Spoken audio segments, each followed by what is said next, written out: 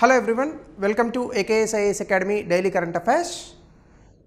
Aspirants, మనం నిన్నటి క్లాస్లో ఇండియన్ ఎకనామిక్స్ సంబంధించి ఏ టాపిక్స్ ఇంపార్టెంట్గా రావచ్చు అనేటటువంటి అంశంలో భాగంగా చాలా టాపిక్స్ని చూసాం. సో ఈరోజు క్లాస్లో మనం ఆ విషయాలన్నింటినీ కూడా కంటిన్యూ చేసే ప్రయత్నం చేద్దాం.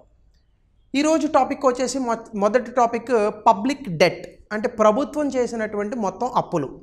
ఇక్కడ పబ్లిక్ డెట్ అనే అంశాన్ని చాలామంది అభ్యర్థులు తప్పుగా అర్థం చేసుకుంటున్నారు. ఫిస్కల్ డెఫిసిట్, పబ్లిక్ డెట్ ఈ రెండు వేరు యాక్చువల్గా. సో ఫిస్కల్ డెఫిసిట్ అంటే ఏంటంటే ఒక సంవత్సర కాలంలో, అంటే దీన్ని విత్త లోటు, ఆర్థిక లోటు అని కూడా పిలుస్తారు.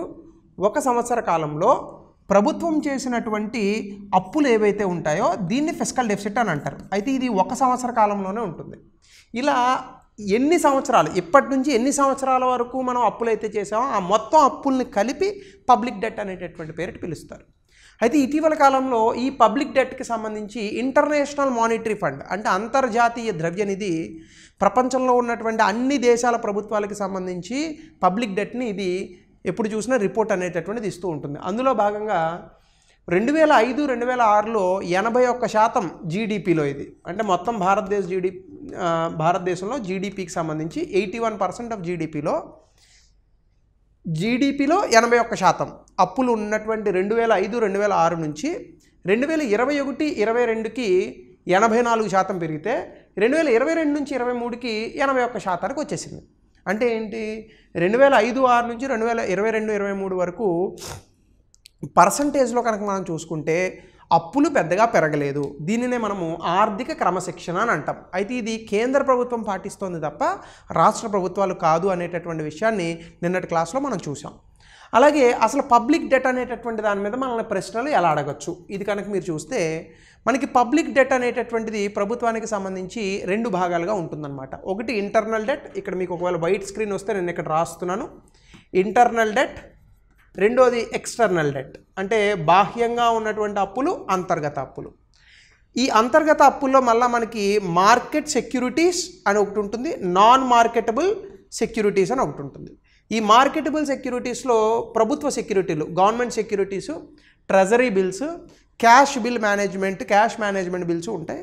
ఇక్కడ intermediate treasury bills, small savings ఇవన్నీ ఇందులో ఉంటాయి. ఇదేంటంటే ఎక్స్టర్నల్ డెట్ అంటే ప్రపంచ బ్యాంకు, ఇంకా ఇతర బ్యాంకులు ఉంటాయి, Asian development bank, new development bank, IBRD, ఇలాంటి బ్యాంకుల నుంచి, అంటే భారతదేశం బయట ఉన్నటువంటి బ్యాంకుల నుండి మనం తీసుకొచ్చినటువంటి రుణాలు ఏవైతే ఉంటాయో దాన్ని మనము ఇక్కడ ఎక్స్టర్నల్ డెట్గా చెప్పేటటువంటి అవకాశం ఉంటుందన్నమాట. సో కాబట్టి ఇందులో భాగంగా పబ్లిక్ డెట్ అనేటటువంటి దాంట్లో మనకి ఎలా అడగచ్చు అంటే గవర్నమెంట్ సెక్యూరిటీలు, treasury bills, cash management bills ఎందులోకి వస్తాయి. అవి ఎందులోకి వస్తాయంటే మార్కెటబుల్ సెక్యూరిటీస్ అని పిలువబడే ఇంటర్నల్ డెట్లోకి వస్తాయి. అలాగే నాన్ మార్కెటబుల్ సెక్యూరిటీస్లోకి ఏం వస్తాయి, ఎక్స్టర్నల్ డెట్ మీరు ఎలాగ పెడతారా ఆన్సర్, ఆ నమ్మకం అయితే ఉంది నాకు. సో కాబట్టి ఇది పబ్లిక్ డెట్గా చెప్పచ్చు, ఇది మనం గుర్తుపెట్టుకోవాలి. అయితే current status of public debt కనుక మనం చూస్తే కేంద్ర ప్రభుత్వం మార్చి 2023కి వచ్చేటటువంటి సమయానికి జీడిపిలో 57.1% వాటా కేంద్ర ప్రభుత్వానికి సంబంధించిన అప్పులు ఉన్నాయి. అయితే సాధారణంగా సెంట్రల్ గవర్నమెంట్ అని ఒకటి, కేంద్ర ప్రభుత్వము, రెండు జనరల్ గవర్నమెంట్ అని ఒకటి అంటారు. జనరల్ గవర్నమెంట్ అంటే దాని అర్థం ఏంటంటే రాష్ట్ర ప్రభుత్వాలు ప్లస్ కేంద్ర ప్రభుత్వము ఈ రెండు కలిసి చేసినటువంటి అప్పులను జనరల్ గవర్నమెంట్ డెట్ అని అంటారు. అంటే పూర్తి స్థాయిలో భారతదేశంలో ఉన్నటువంటి ప్రభుత్వాలు అన్నీ కలిసి చేసినటువంటి అప్పులు జనరల్ గవర్నమెంట్ డెట్లో చెప్తాము. అది మనకి 2022-23 సంవత్సరానికి సంబంధించి జీడిపిలో 81% వాటాగా ఉందని IMF చెప్తోంది. అలాగే ఇంకా IMF గురించి ఇన్ఫర్మేషన్ మీరు ఆల్రెడీ చదువుకుంటారు కాబట్టి నేను ఇంకా అందులోకి వెళ్ళట్లేదు. అలాగే జనరల్ గవర్నమెంట్ డెట్ అంటే ఇక్కడ మనం చూస్తే central, state and union territories, అంటే ఇది ప్రత్యేకించి చెప్పక్కర్లేదు కాబట్టి మీకు చెప్పలేదు. సాధారణంగా మనకి కేంద్ర పాలిత ప్రాంతాలు కూడా కేంద్ర ప్రభుత్వం చేతిలోనే ఉంటాయి, వాటి యొక్క పరిపాలన కేంద్ర ప్రభుత్వం చేతిలోనే నడుస్తుంది. వీటికి కేంద్రపాలిత ప్రాంతాలు, లెజిస్లేచర్ ఉన్నటువంటి కేంద్రపాలిత ప్రాంతాలు ఏవైతే ఉన్నాయో అవి కూడా ఈ జనరల్ గవర్నమెంట్ డెట్లో వేస్తారు. అయితే మనకి ఇందాక చెప్పాను కదా, మనకున్నటువంటి మొత్తం డెట్, పబ్లిక్ డెట్ అంటే ప్రజా అప్పులకి సంబంధించి రెండు ఉంటాయన్నాను, ఒకటి ఇంటర్నల్, రెండు ఎక్స్టర్నల్. ఏ దేశానికైనా ఈ ఎక్స్టర్నల్ డెట్ అనేటటువంటిది ఎక్కువగా ఉంటే అది అత్యంత ప్రమాదకరమైనటువంటిది. భారతదేశానికి అదృష్టవశాత్తు మన వాళ్ళు పాటిస్తున్నటువంటి ఆర్థిక క్రమశిక్షణ దృష్ట్యా ఇంటర్నల్ డెట్టే 94.6% ఉంది, ఎక్స్టర్నల్ కేవలం 5.4% మాత్రమే ఉంది. అదే మీరు ప్రపంచ దేశాల్లో శ్రీలంక, పాకిస్తాన్, ఆ మధ్యకాలంలో గ్రీసు, పోర్చుగల్ ఇలాంటి దేశాలు కూలిపోవడం అనేటటువంటి చూసాం. కూలిపోవడం అంటే భూకంపం వచ్చి కూలిపోవడం అని కాదు, ఆర్థిక వ్యవస్థలు కూలిపోయాయి కదా. ఆ సమయంలో కనుక మీరు చూస్తే ఆ దేశాలలో కేవలం ఎక్స్టర్నల్ డెట్టే 50-60% ఉన్నటువంటి ఆ పొజిషన్స్ అనేటటువంటివి మనం చూడొచ్చు. సో కాబట్టి అలా మనకి ఎగ్జామినేషన్లో ఈ చెప్పినటువంటి కాన్సెప్ట్స్ ఏదైనా మిమ్మల్ని క్వశ్చన్గా అడిగేటటువంటి అవకాశం ఉంది. ముఖ్యంగా టీఎస్పీఎస్సీ గ్రూప్ 1 రాస్తున్న వాళ్ళకి ఈ క్వశ్చన్ పేపర్ని బాగా టఫ్ చేసేటటువంటి అవకాశం ఉంది. కాబట్టి such type of questions will be asked in the examination. So ఇది విషయం. అలాగే సెక్యూరిటీస్, ఇందాక మీకు సెక్యూరిటీల గురించి చెప్పాను, అంటే మార్కెటబుల్ సెక్యూరిటీస్ అని. చాలామందికి ఈ ప్రభుత్వ సెక్యూరిటీల గురించి చాలా అనుమానాలు ఉన్నాయి, అందుకే ఈ టాపిక్ కూడా నేను ఇక్కడ ఇంక్లూడ్ చేశాను. ప్రతిసారి కూడా ప్రభుత్వం అప్పులు చేస్తోంది, ప్రభుత్వం రుణాలు తెస్తోంది అని చెప్పినప్పుడల్లా ప్రభుత్వం గవర్నమెంట్ సెక్యూరిటీలను అమ్మి లేదా బ్యాంకుల వద్ద తాకట్టు పెట్టి ఈ యొక్క రుణాలు అనేటటువంటి తెస్తుందని మనం చదువుతాం. అయితే ఈ గవర్నమెంట్ సెక్యూరిటీస్ అంటే ఏంటి అనేటటువంటిది మనం ఎప్పుడూ చదవం. గవర్నమెంట్ సెక్యూరిటీస్ అంటే ఏంటంటే దే ఆర్ ట్రేడబుల్ ఇన్స్ట్రుమెంట్స్, అంటే స్టాక్ మార్కెట్లో వీటిని అమ్మచ్చు, కొనచ్చు. ఇవి ఒక ఆర్థిక పరమైనటువంటి సాధనాలు. ఇవి రాష్ట్ర ప్రభుత్వము ఇవ్వచ్చు, అలాగే కేంద్ర ప్రభుత్వము ఇవ్వచ్చు. అయితే రాష్ట్ర ప్రభుత్వాలు వాళ్ళ యొక్క ఆర్థిక స్థితిని బట్టి కొంతమేర వరకు వాళ్ళు ఇచ్చేటటువంటి అవకాశం ఉంటుంది. కేంద్ర ప్రభుత్వం కూడా ఎఫ్ఆర్బిఎం చట్టానికి లోబడి మాత్రమే అప్పులు చేసేటటువంటి అవకాశం ఉంది గవర్నమెంట్ సెక్యూరిటీస్ ద్వారా. సో ఈ గవర్నమెంట్ సెక్యూరిటీస్ అనేటటువంటి వాటిని ఆర్బీఐ అమ్ముతూ కొంటూ ఉంటుంది. ఈ ప్రభుత్వ సెక్యూరిటీలు కొనడం వల్ల వచ్చేటటువంటి లాభం ఏంటంటే పెట్టుబడులు స్టాక్ మార్కెట్లో పెట్టేటటువంటి ఎవరైనా కూడా ఈ ప్రభుత్వ సెక్యూరిటీని కనుక కొనుగోలు చేస్తే వీటిలో రిస్క్ అనేటటువంటిది చాలా తక్కువగా ఉంటుంది. సో మనకి అందుకే ఎగ్జామ్లో ఏమని అడుగుతాడంటే government securities are risk free అంటాడు. కరెక్ట్, రిస్క్ ఫ్రీయే. అది ఎంటైర్లీ రిస్క్ ఫ్రీ అన్నా కూడా కరెక్టే, ఎందుకంటే ప్రభుత్వం పడిపోతే తప్ప గవర్నమెంట్ సెక్యూరిటీలు తిరిగి చెల్లించలేని పరిస్థితులు రావు కదా. 2, risk free gilt edged instruments అని కూడా వీటిని అంటాడు. అది ఒక పేరు అంతే. Risk free gilt edged instruments అని కూడా పిలుస్తాడు. ఇలాంటి పదాల ఎగ్జామినేషన్లో ఇస్తే చాలామంది ఈ ప్రశ్నల్ని బౌన్సర్లుగా వదిలేస్తున్నారు, రాయకుండా, అంటే ఆ క్వశ్చన్కి ఆన్సర్ పెట్టకుండా వదిలేస్తున్నారు. అందుకే విషయ పరిజ్ఞానం అనేటటువంటిది మనకి ఎగ్జామినేషన్లో చాలా ఇంపార్టెంట్. ఈ పర్టికులర్ టాపిక్స్ని ఉపయోగించి మీరు ఖచ్చితంగా ఎలిమినేషన్ చేయగలరు. తద్వారా మీరు అధికంగా మార్కులు వచ్చి 1 మార్కు కూడా కౌంట్ అవుతుంది. ఎందుకంటే నెగిటివ్ మార్కింగ్ లేదు, గుర్తుపెట్టుకోండి. టీఎస్పీఎస్సీ గ్రూప్ 1 వాళ్ళకి నెగిటివ్ మార్కింగ్ లేదంటే అందరూ 150 పెడతారు కదా, ఎవరు ఆగుతారు? 150కి 150 ఓఎంఆర్ షీట్లు దిద్దుతూనే ఉంటాం మనం ఎగ్జామ్ అయినాక. సో కాబట్టి గవర్నమెంట్ సెక్యూరిటీస్ అనేటటువంటివి ఈ risk free gilt edged instruments అని కూడా పిలుస్తారు. ఇది మీరు నోట్బుక్లో నోట్ చేసుకోండి. అలాగే dated government securities are securities which carry a fixed or floating coupon interest rate. అంటే ఈ గవర్నమెంట్ సెక్యూరిటీస్లో మనకి కొన్ని డేట్తో వస్తాయి. అంటే జనరల్గా ఈ డేట్ 5 సంవత్సరాల నుంచి 40 ఏళ్ళ వరకు కూడా ఉంటుంది. అంటే ఇప్పుడు మీరు ₹1,00,000 పెట్టి గవర్నమెంట్ సెక్యూరిటీ కొన్నారనుకోండి ఉదాహరణకి, 5 సంవత్సరాల తర్వాత ఎంత ఇంట్రెస్ట్ రేట్తో డబ్బులు ఇస్తారు, లేదా 40 ఏళ్ళ తర్వాత ఎంత వడ్డీతో కలిపి మొత్తంగా డబ్బులు ఇస్తారు అనేటటువంటి చెప్తారు. సో అవి డేటెడ్ గవర్నమెంట్ సెక్యూరిటీస్ అని అంటాం. గుర్తుపెట్టుకోండి, డేటెడ్ గవర్నమెంట్ సెక్యూరిటీస్ మీద మనకి వడ్డీ అనేటటువంటిది వస్తుంది. సో ప్రభుత్వ సెక్యూరిటీలు మీరు కొన్నప్పుడు దాని విలువ కనుక ₹1,00,000 ఉంటే ఈ ₹1,00,000 మీద మనము ఎంత వడ్డీ కలిపి పొందొచ్చు అనేటటువంటి విషయాన్ని అక్కడ తెలుపుతారు. సో వీటిని డేటెడ్ గవర్నమెంట్ సెక్యూరిటీస్ అని అంటాం. ఇందులో భాగంగా ఇతర ప్రభుత్వ సెక్యూరిటీలు ఉన్నాయి. వాటిలో మొదటిది ట్రెజరీ బిల్స్ అని అంటారు. అంటే ప్రభుత్వ భాండాగారానికి సంబంధించి ఒక రసీదు అన్నమాట. ఈ ట్రెజరీ బిల్ కూడా ఒక డెట్ ఇన్స్ట్రుమెంట్స్. అంటే ఏంటి? ప్రభుత్వము మీ దగ్గర అప్పు తీసుకుంది అని చెప్పడానికి ఇది ఒక డాక్యుమెంట్ అన్నమాట. ప్రభుత్వం మీ దగ్గర అప్పు తీసుకుంది అని చెప్పడానికి అదొక సాక్ష్యం అని అనమాట. సో అందుకే దీన్ని షార్ట్ టర్మ్ డెట్ ఇన్స్ట్రుమెంట్స్ అని అంటారు. షార్ట్ టర్మ్ అంటే తక్కువ వ్యవధిలో ఉన్నటువంటి డెట్ ఇన్స్ట్రుమెంట్స్గా అప్పులు ఇచ్చేటటువంటి సాధనాలుగా వీటిని ఎందుకు పరిగణిస్తారు? వీటి సమయం 91 రోజులు, 182 రోజులు, 364 రోజులు ఉంటుంది. అంటే మీరు 182 రోజుల కాల పరిమితి ఉన్నటువంటి ట్రెజరీ బిల్ని కొన్నారనుకోండి, 182 రోజుల తర్వాత మీకు ప్రభుత్వం దాని మీద ఇంకొంత వేసి డబ్బులు ఇస్తుంది. So they are zero coupon securities and pay no interest. అంటే వీటి మీద వడ్డీ రాదు. మరి ఎలా ఉంటుంది? వడ్డీ రాకపోతే మనకు లాభం ఏంటి? ట్రెజరీ బిల్స్ మీద వడ్డీ ఉండదు. అయితే ట్రెజరీ బిల్స్కి లాభం ఏంటి అంటే, ఇప్పుడు ట్రెజరీ బిల్ విలువ 10,000 అనుకోండి, దీని మీద డిస్కౌంట్ ఇస్తారు. అంటే 8,000 రూపాయలకి మీకు అమ్ముతారు. మీకు ఇచ్చేటప్పుడు ఏం చేస్తారు? 10,000 రూపాయలు ఇస్తారు మీకు. ఒక రకంగా చూసుకుంటే అది వడ్డీయే కదా, కాకపోతే రివర్స్లో ఉందన్నమాట. డైరెక్ట్గా వడ్డీ ఇవ్వడం వేరు, డిస్కౌంట్ ప్రైస్ ఇచ్చి మీకు అసలు ధరను ఇవ్వడం వేరు అనమాట. సో కాబట్టి ప్రభుత్వ సెక్యూరిటీల్లో మీకేమో గవర్నమెంట్ సెక్యూరిటీస్లో, డేటెడ్ సెక్యూరిటీస్లో మీకు వడ్డీ ఇస్తారు. ట్రెజరీ బిల్స్ అనేటటువంటి దాంట్లో మీకు వడ్డీ ఇవ్వరు. Discount and redeemed at face value, అంటే డిస్కౌంట్ అండ్ రిడీమ్డ్ ప్రైస్ అని ఒకటి ఉంటుంది. 10,000 రూపాయలు ఉన్నటువంటి దాన్ని 8,000 రూపాయలకే మీకు ఇస్తారు. ఈ బిల్లుని మళ్ళీ మీరు 184 రోజుల తర్వాత తీసుకెళ్ళి ఇచ్చేస్తే మీకు మొత్తం దాని మీద ఎంత అయితే విలువ ఉందో ఆ 10,000 రూపాయలని మీకు అందజేస్తారు. సో వీటిని ట్రెజరీ బిల్స్ అని అంటాం. మూడోది క్యాష్ మేనేజ్మెంట్ బిల్స్ అని ఉంటాయి. ఇవి కూడా ట్రెజరీ బిల్స్ లాగే ఉంటాయి, కాకపోతే వీటి యొక్క కాల పరిమితి 91 రోజుల కన్నా తక్కువ ఉంటుంది. మన ట్రెజరీ బిల్స్ ఎంత అనుకున్నాము? 91, 182, 364 రోజులు. అయితే ఇక్కడ 90 రోజుల కన్నా తక్కువ కాల పరిమితి ఉన్నటువంటి ట్రెజరీ బిల్స్ని క్యాష్ మేనేజ్మెంట్ బిల్స్ అని అంటారు. అంటే చూడండి, ప్రభుత్వం అప్పులు చేయడానికి ఎన్ని మార్గాలు ఉన్నాయో. అలాగే స్టేట్ డెవలప్మెంట్ లోన్స్ అని ఉంటాయి. ఇవేంటంటే రాష్ట్ర ప్రభుత్వాలు ఒక డేట్ వేసి, ఇప్పుడు కేంద్ర ప్రభుత్వం ఎలాగైతే గవర్నమెంట్ సెక్యూరిటీలు ఇచ్చిందో అలా రాష్ట్ర ప్రభుత్వాలు ఇచ్చేటటువంటి ప్రభుత్వ సెక్యూరిటీలను స్టేట్ డెవలప్మెంట్ లోన్స్, SDLs అని అంటారు.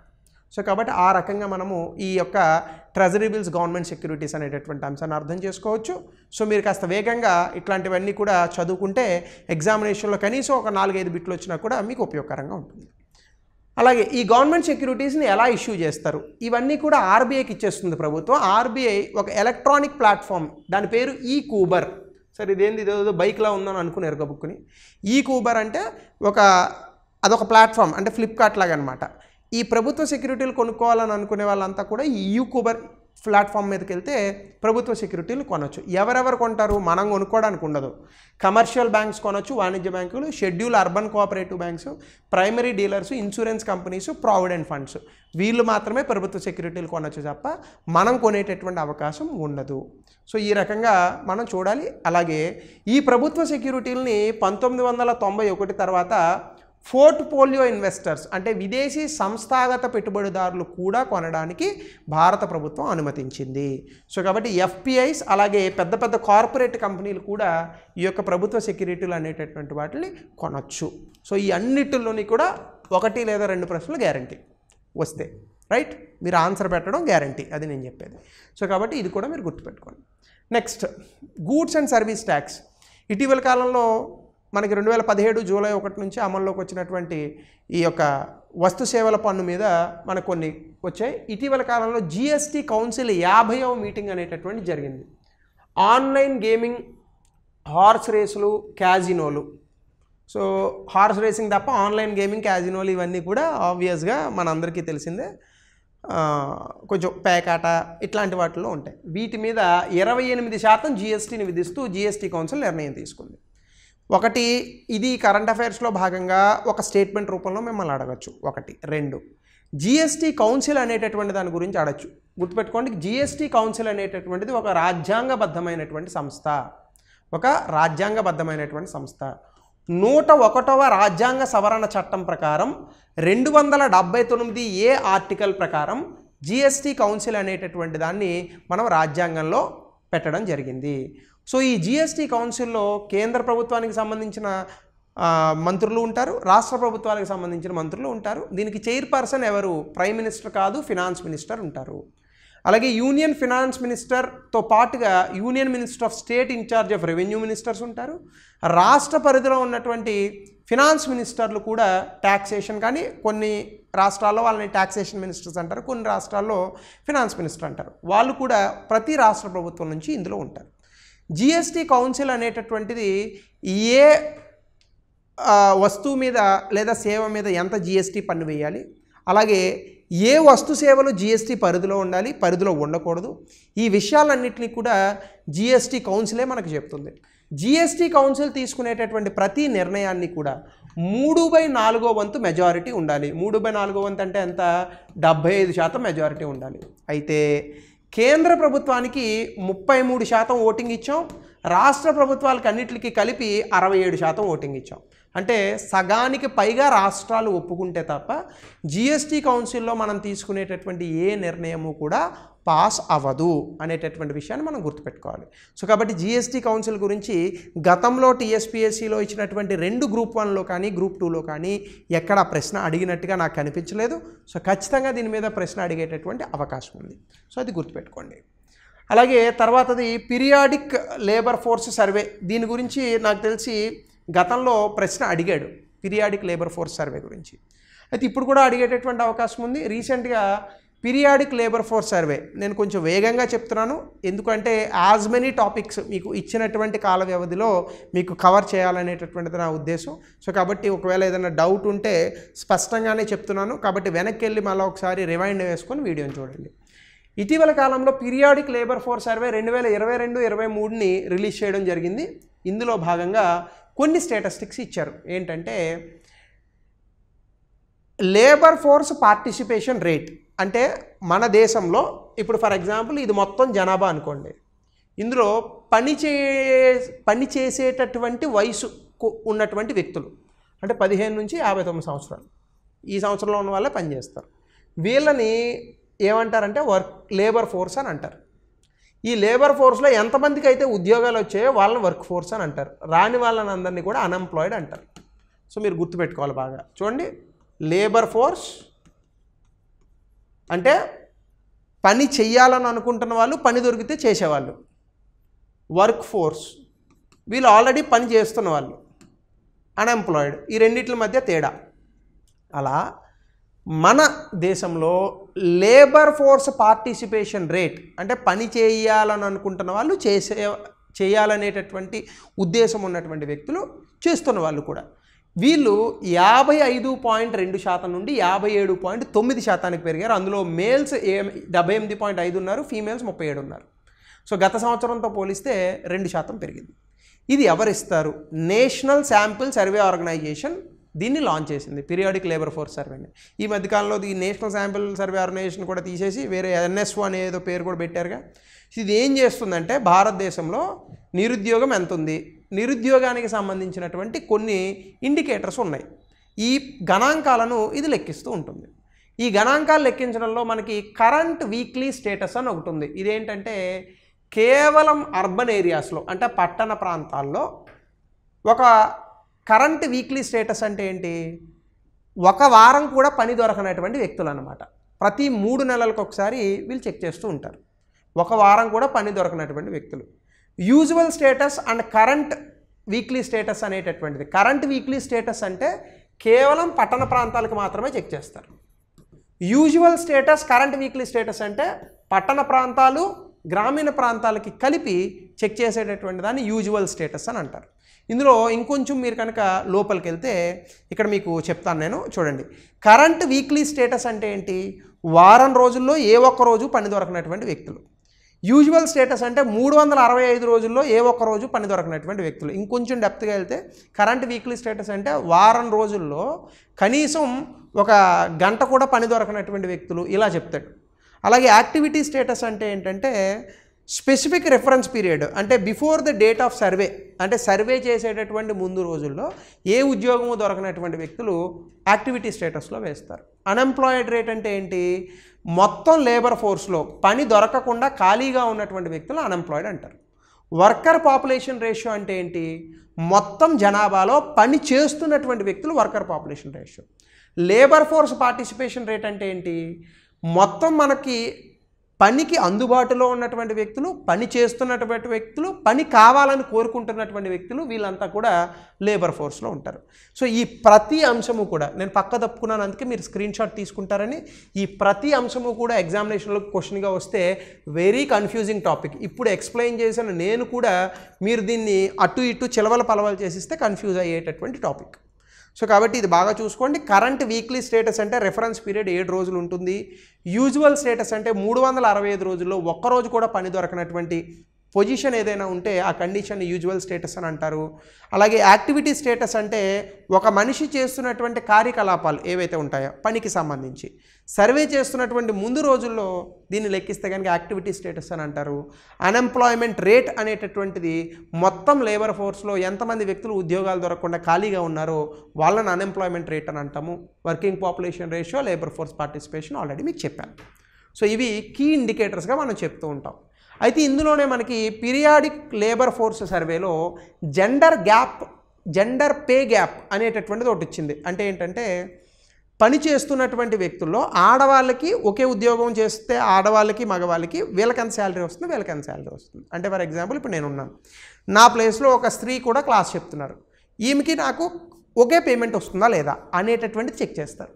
సో ఇక్కడ 2023లో చూస్తే work hours gap in work hours largest for the self employed workers, more for men and lowest for regular veg workers. అంటే ఏంటంటే ఎక్కువ పని గంటలు పని చేసేటటువంటి వ్యక్తుల్లో సొంతంగా పని చేసుకునేటటువంటి వ్యాపారాలు చేసుకునేటటువంటి వ్యక్తులు ఎక్కువ చేస్తున్నారు.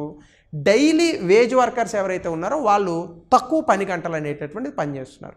అలాగే అన్ని రకాల పనుల్లో కూడా ఆడవాళ్ళ కన్నా మగవాళ్ళు అత్యధికంగా డబ్బులు సంపాదిస్తున్నారు. అంటే ఒకే సాఫ్ట్వేర్ ఇంజనీరు మేలు ఫీమేల్ ఉంటే మేల్కి ఎక్కువ శాలరీ వస్తుంది, మేల్తో పోలిస్తే ఫీమేల్కి తక్కువ శాలరీ వస్తుందని దాని అర్థం.